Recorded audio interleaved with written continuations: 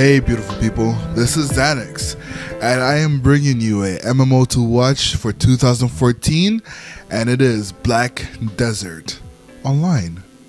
Now, this game is pretty freaking epic because right now it is not clear whether this game will be free to play or pay to play, but there are some juicy details already available for this game, available via the Korean test, and I want to bring it to you guys' attention because I feel like this game will revolutionize sandbox MMOs forever.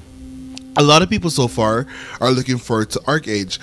This game will probably come after ArcAge, but it's gonna be a direct competitor from what I've seen. For example, this game, it actually has a unique class system breakdown. Now listen to this.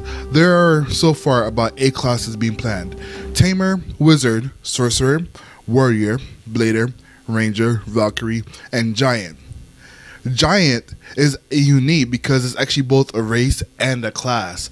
So like if you choose to be a giant, you can only be a male giant. Yes, a lot of these classes are gender locked, but I'm gonna get into that in a second. If you choose to be a giant, you're gonna be male and you're automatically your own freaking like class. That's so epic. There are 3 races: human, elf, and giant. And the classes, like I said before, just a second ago, they are gender locked. However, the breakdown is really unique because right now they're being classified under 3 categories, and then there are also 3 other classes beyond that. Under fighter, you have the warrior and the Valkyrie.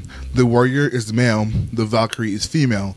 Under magician, there's the wizard. The wizard is male, the sorcerer, or I guess sorceress, is female. Under ranger classes, there's going to be a male and a female ranger. These classes work differently. Like the male version and the female counterpart are going to be different. Yes, they're going to have similar weapons, but they're going to have different playstyles, which I think is absolutely amazing. I kind of worry about balance issues, especially with this game, but that sounds absolutely brilliant. Beyond these classes, there's the Blader, which is going to be male, the Tamer, which is going to be female, and the Giant, which I said before is male. Pearl Abyss, the developer of the game, has said, "We are going to make classes of gender with all personalized playstyle. For example, Warrior, the male class, and Valkyrie, the female, both use sword and shield, but their playstyles will be different." And that is really, really exciting. I'm really happy to hear that.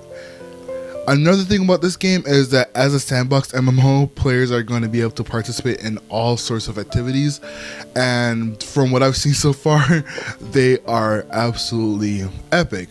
For example, you feeling hungry? You feel like you want to have some pelican meat? Shoot the bird out of the freaking sky. You'll be able to go down to the beach, you'll be able to go anywhere, aim towards the birds and shoot them right out the sky. That to me is super exciting because there's not a lot of MMOs that let you do that, and as you can see in the gameplay right now, it is actually, you can miss, and it's very realistic as far as a sandbox MMO gets. I really enjoy that. In addition to that, crafting doesn't just end there. Crafting is going to be a key role in PvP because there you're going to actually be able to create items such as cannons, ladders, barricades, and all sorts of different artillery that basically you're going to pimp out your castles with. And that is super exciting to me. Like I've stated it many times, but I'm a huge PvP fan, and I'm like, the more I read about this game, the more I found out about this game in the past few months, I have just been looking forward to this game so much. Speaking of PvP though, it doesn't even end there. People complain a lot about Terra because of the open world PvP. If you don't like Terra, you're probably not gonna like Black Desert because, well, from what I've seen, it's actually going to be more hardcore. Now, people have different definitions for hardcore, but I'm just going to say it and you can decide whether this is hardcore to you or not. Guild vs. Guild, Siege Castle Wars will be a large portion of the PvP content. This means it's going to be similar to what you see kind of in Guild Wars 2's World vs. World, where you actually break down castle doors, you storm the castles, you occupy the castles for X amount of time, and then you basically dominate that castle and you dominate that territory. This actually has deep implications, and you don't necessarily want to die in it, because when a player dies, there's actually a chance of them dropping items that are on them. So that's a little of the hardcore element that I was kind of hinting towards. At least to me, that's hardcore. I haven't seen that since like back in the day, RuneScape and Tibia. In addition, there's going to be open world PvP, which is again like how I would compare it to Terra, but in open world PvP, you're actually going to have a chance of dropping the items. It is not yet detailed whether you can turn on the PvP, turn it off if you want to be eligible, or if they're just going to be PvP servers and then non-PvP servers. That's not available as of yet, but right now what I'm telling you is what is available.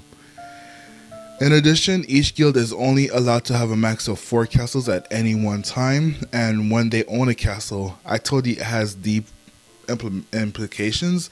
People who own a house or live in that territory will have to pay taxes to that castle owner or to that guild that owns a castle in that territory.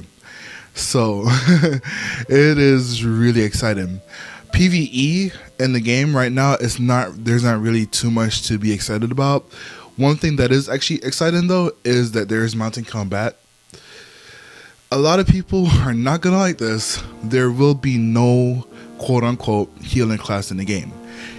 All the other classes will have a role, like the tamer will be a support role, the warrior will be like the tank, the giant will be like I believe a DPS. So there are roles, but there apparently is no healing class in the game.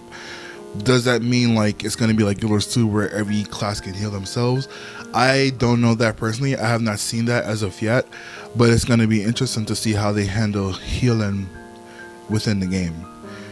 With this being said, there are deeper implications though, because there are going to be dungeons, instant dungeons, raids, that sort of content. So it's going to be really interesting to see how the dynamic of players works without there being a healer, without there being the traditional Holy Trinity. It might be replaced with something else like a support role, not a healer per se, but like a support DPS, or yeah, it's only time will tell. The game is super exciting though. Right now it's in closed beta in Korea, and it's being published by, I believe, Dom or NeoWiz. However, this is super exciting. Pearl Abyss is already working on an English version of the game, and it is expected to be finished by the next coming beta, which is this spring. Or the next closed beta for Korea, which is this spring. So it's super exciting, guys. This game looks beautiful. It looks tremendous.